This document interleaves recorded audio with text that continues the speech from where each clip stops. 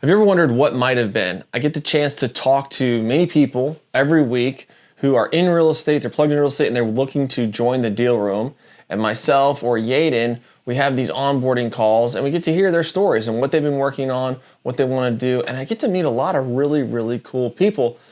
But I hear the same thing over and over again where they're stuck because of this one reason I'm going to dive into, and it's the same reason why I was stuck. And I want to just change your trajectory, change your thinking on how you're approaching real estate so that maybe this can help you.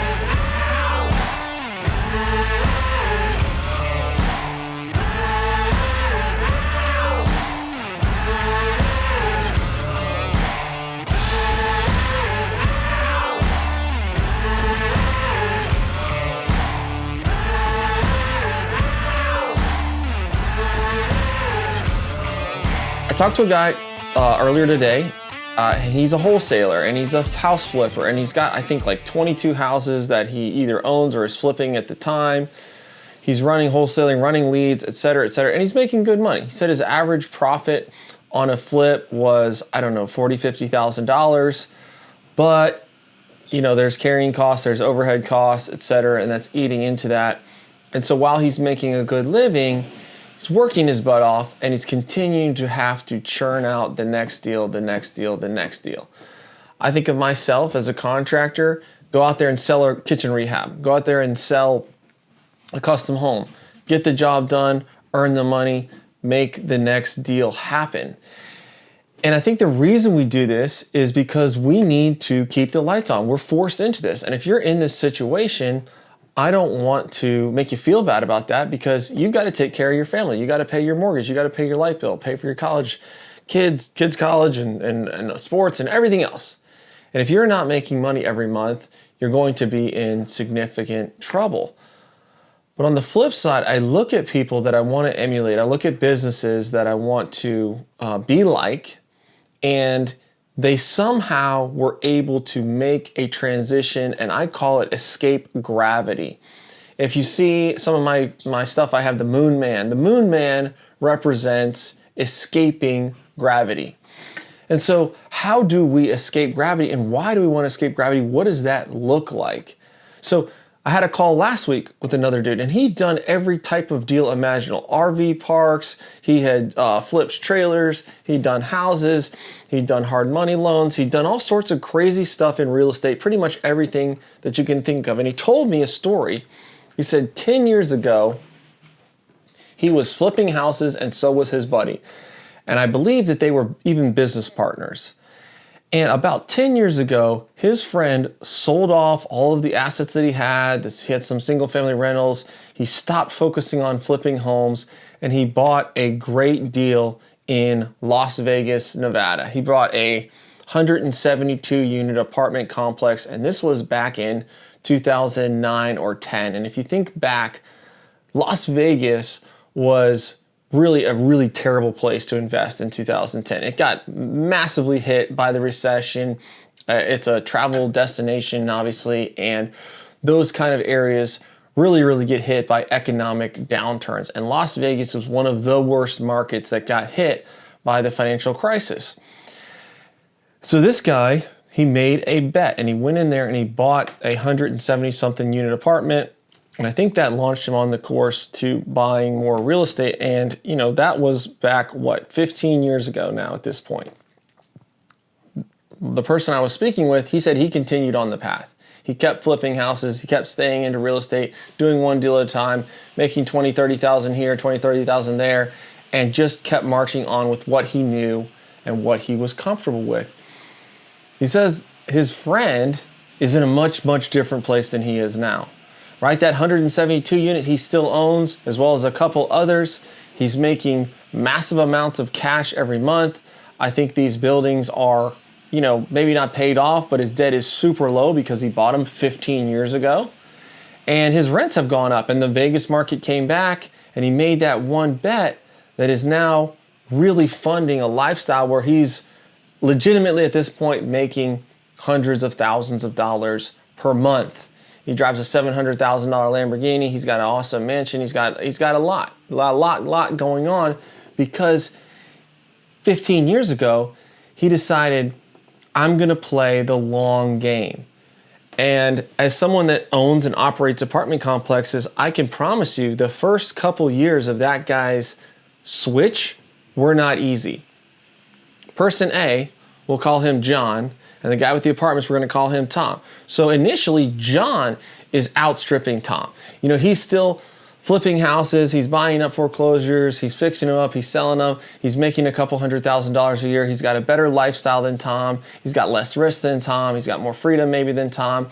Tom has bought a distressed apartment complex, he's dumping cash into this thing, he's trying to get the rehab up, he's trying to get his occupancy up. It's probably a fight. Probably was 50% occupied and he's just creeping and scrapping and scraping along to get it to 60%, 70%, 80%. And the whole time it is sucking his money.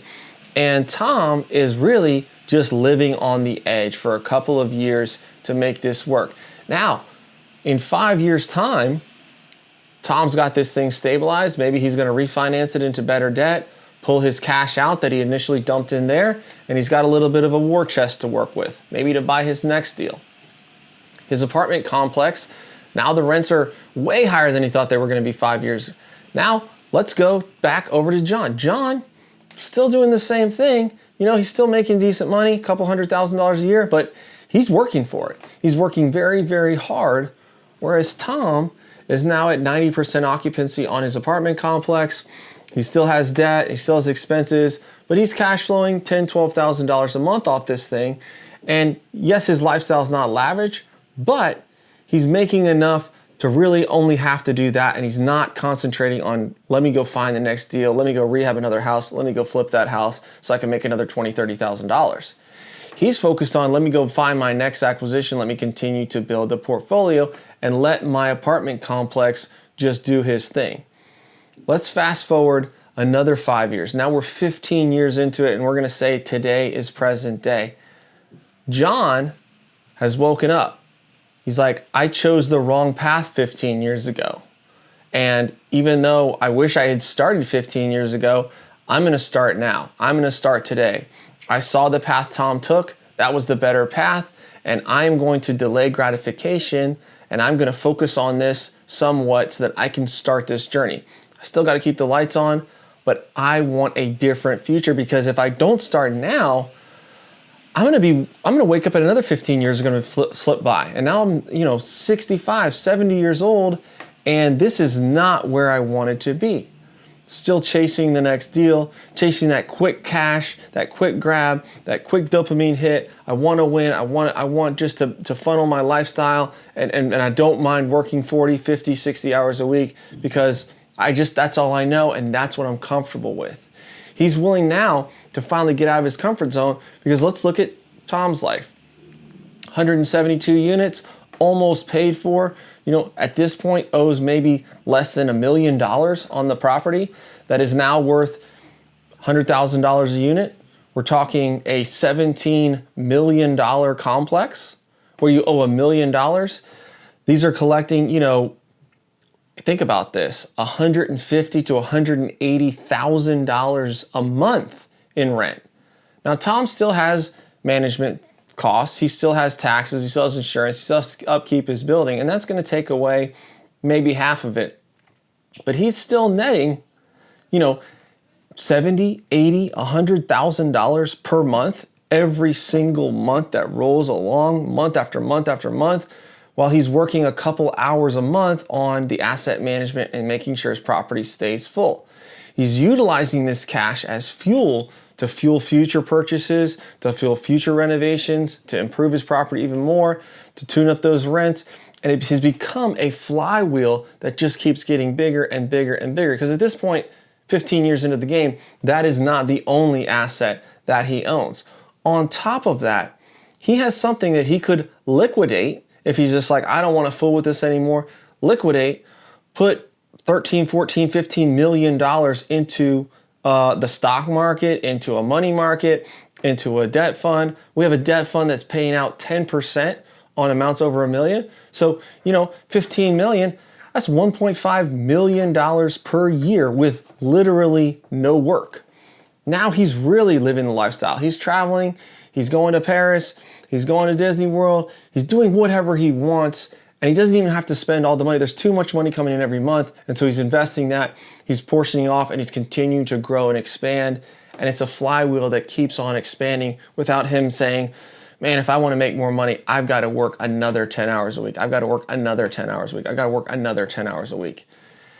And this is the difference between building a legitimate business, something that has intrinsic value, that will run on its own, and that you can sell for a profit in the future, and you have a line of buyers willing to buy that business from you, or the flip side of you're making money along the way. You're making cash flow, maybe even better cash flow initially, but the only way that that cash flow comes is through your sweat, through your toil, through your labor, and you putting in function X to get function Y. And newsflash, your business is worthless because without you, the secret sauce, the rainmaker, the deal flow stops. The private money flowing in stops. The deals being sold and rehabbed on budget and on time, that all stops because your prospective buyer knows that you are the key man or woman that's making all of this happen. And without you, there is no value.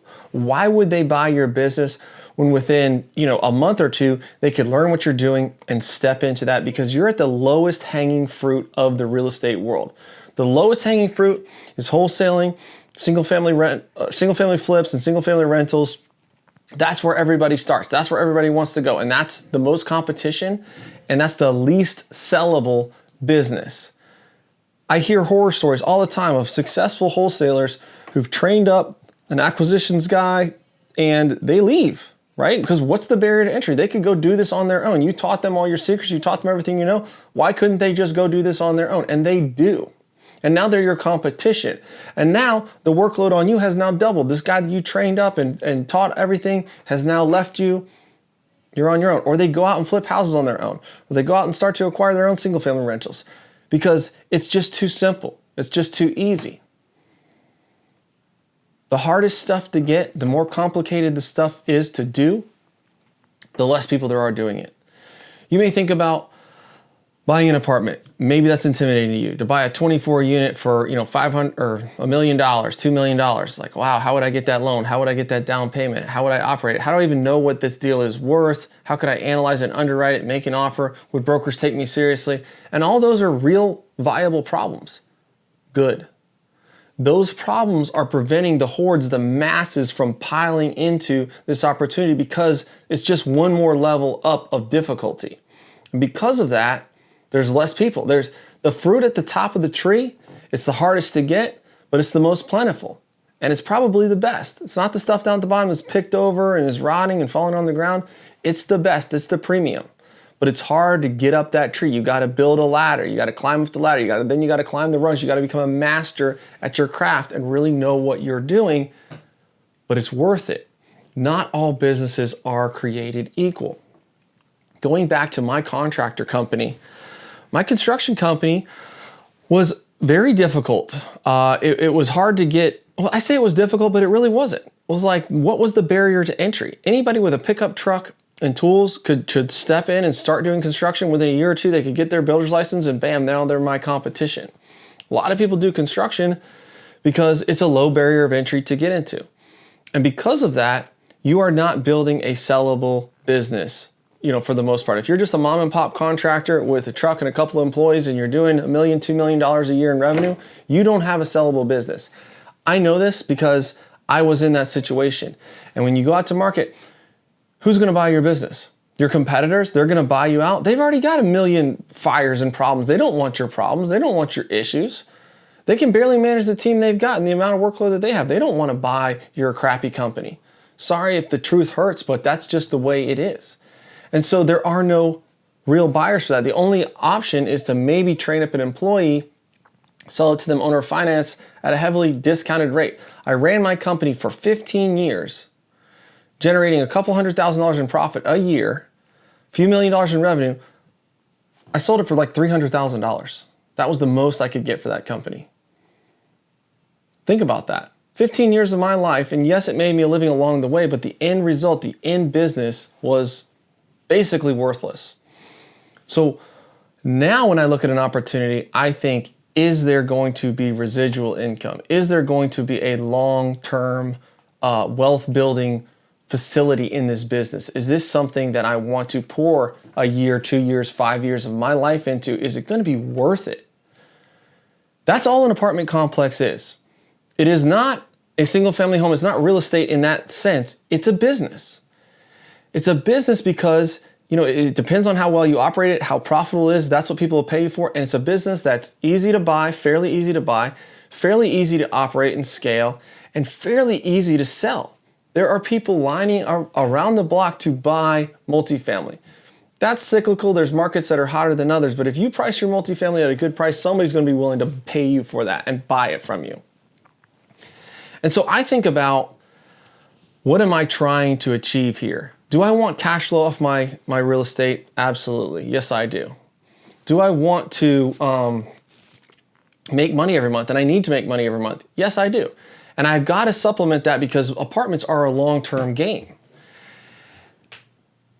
But that aside, right? I know that I'm going there, and 5 years into that, I am there, right? I don't have to work construction anymore, and I've escaped gravity in that sense. But what's really exciting is where we're starting to go with the properties that we've owned for 4 or 5 years. Let me give you a case study example because this is happening in real time right now. Back 4 years ago, we purchased 73 units in Moncks Corner, South Carolina. Heavily distressed property. It was 50% vacant, and the other half of the tenants weren't even paying. When we bought that property, we were only collecting about, $15,000 a month in rent. Okay, and it needed $1.5 million in rehab. So the owner is stuck. They want to sell it, but it's really not performing very well. They don't have $1.5 million in cash to recapitalize the project and finish it up and get it leased up and make it really worth what it's worth. And so what do? They got to sell it at a discount. And even in that situation, they still made money. They'd owned it for 20 years and we bought it from them for $2.5 million. We put another $1.5 million into it from the bank rehab and we bought that. And we actually bought it with no money down because we made the seller carry $1 million note behind the bank as part of that purchase. So we ended up walking into that deal with no money down. It was myself, Yaden, and 2 other partners that owned this deal. They helped us get the loan at the time. We did the work. So we're going through this deal, and it was hard. It took all the renovation money from the bank and then some. We had to inject capital into them. Some years we didn't have enough to pay the taxes. It was a struggle to finish up these renovations, to get this baby leased up to 90+% occupancy, and to get there. Well, now we're there. We've got there, okay? We are at 95% occupancy. All the units are rehabbed. We're refinancing tomorrow. Literally, loan got approved by committee last week. We're refinancing tomorrow. They're taking out the first bank. They're taking out that seller note. They're giving us an additional $400,000 in cash out refinance proceeds. And the building appraised for $7 million, $7.1 million. And our new loan is $4.1 million. Okay, so we're going to take that $400,000 and we're going to delay gratification again.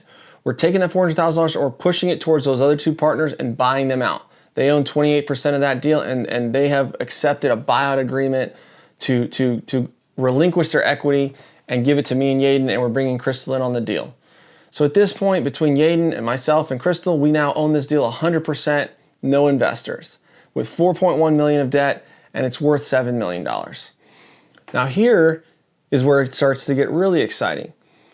This is a 25-year note, right? So we have a mortgage payment. Every single month, we're amortizing, killing off that debt to the tune of, a couple $1,000s.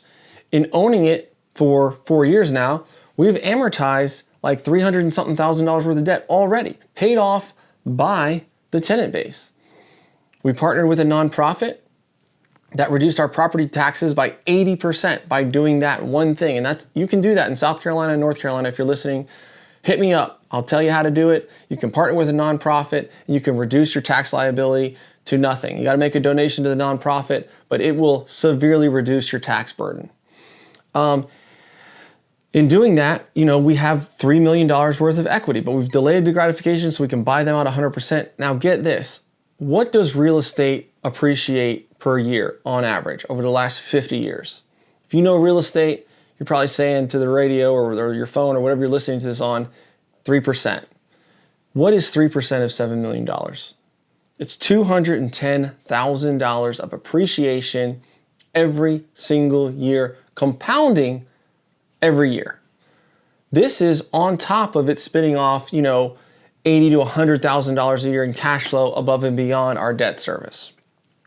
So you're talking about generating $300,000+ every single year, $100,000 in cash and $200,000 in appreciation.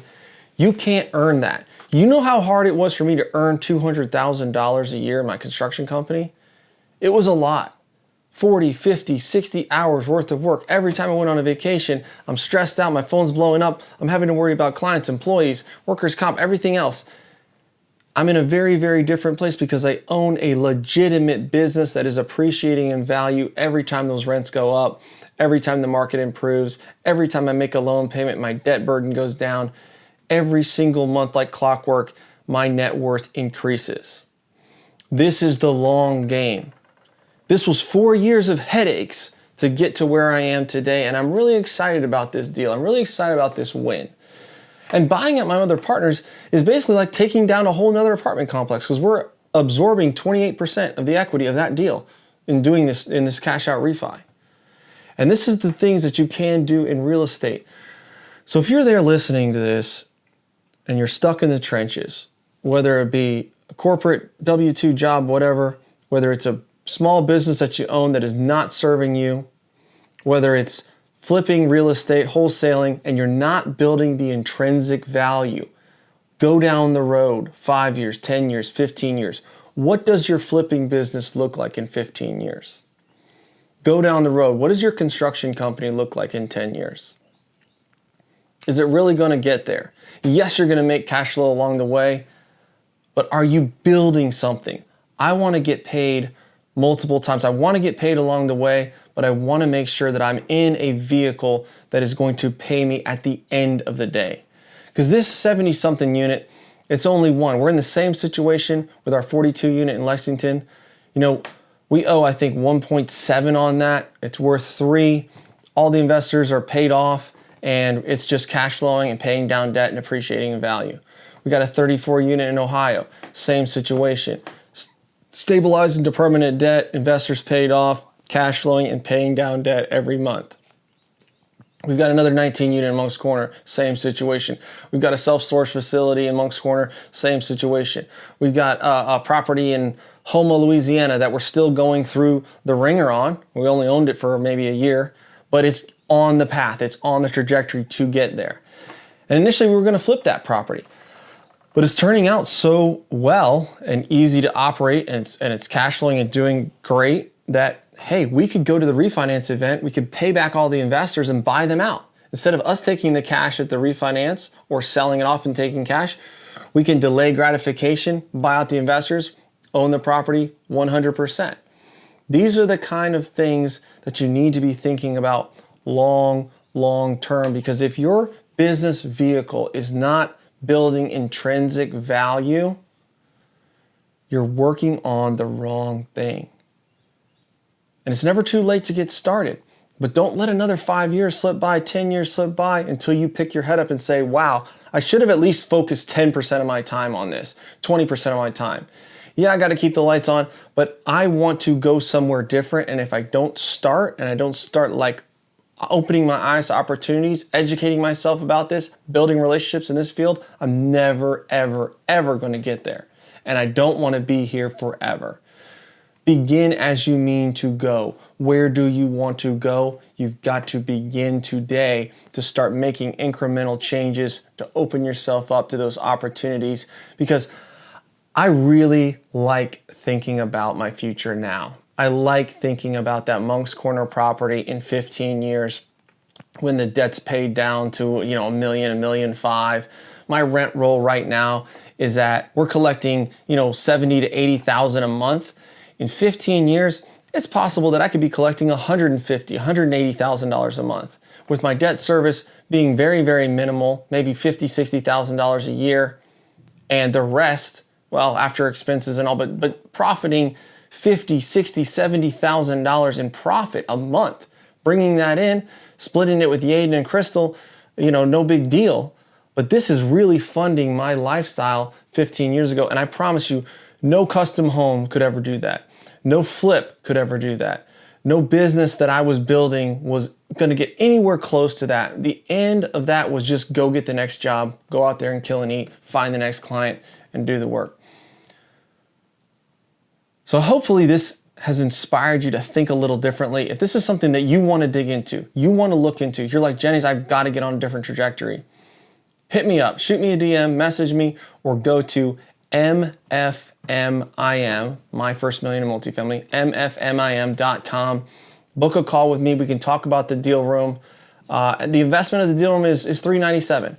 It's minimal. It's something that you got to have so you have skin in the game, but it is not something that is unattainable. So go to that website. Let's book a call. We're closing deals every single week out of the deal room. We've got 18 closed deals just this year. We closed 102 last year. We closed 93 the year before that and 76 in 2022. The amount of deals coming out of the deal room through this program is frankly unbelievable, because we partner accountability with the network, with the training, real-time data on what you're working on and how I would structure that deal, what I would pay for that deal, what I think your expense ratio should be. If this is something that you should go forward with, or this is something you shouldn't really pursue. And then when you do have a viable deal, the people that you need to help that thing get closed and get the loan and get the down payment, that's all there in the deal room, coupled with the accountability aspect of people coming around you to help you stay on course and do the things that you've committed to do so that you can unlock your life. That's what I got for you this week, guys. Have a great day. Make it count. Talk to you soon. Peace.